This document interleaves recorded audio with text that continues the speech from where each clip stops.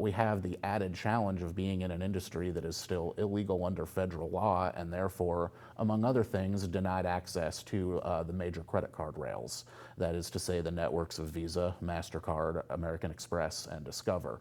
And so here in states like Arkansas and other states where Abaca operates, we have heeded the call of our public officials who have implored businesses to in fact adopt and change their practices to adopt a contactless form of payment.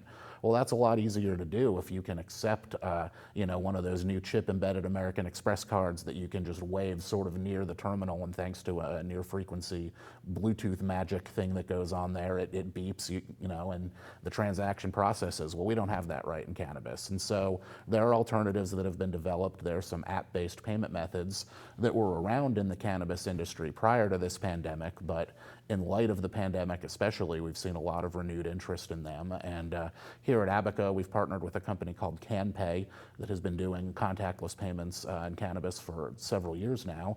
And we've launched in 4 states the ability to pay with no physical contact at our dispensaries that we're banking.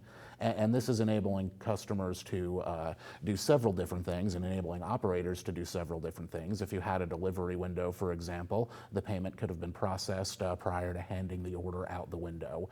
If you don't have a delivery window but are perhaps dropping off an order in a patient's car, the curbside model, well, again, you can have the transaction be completed before your employee ever leaves your facility with the product. And so that's mitigating the risk of theft of product there, and it's also mitigating having to transact in cash in a parking lot, which is dangerous aside from the potential contamination issues.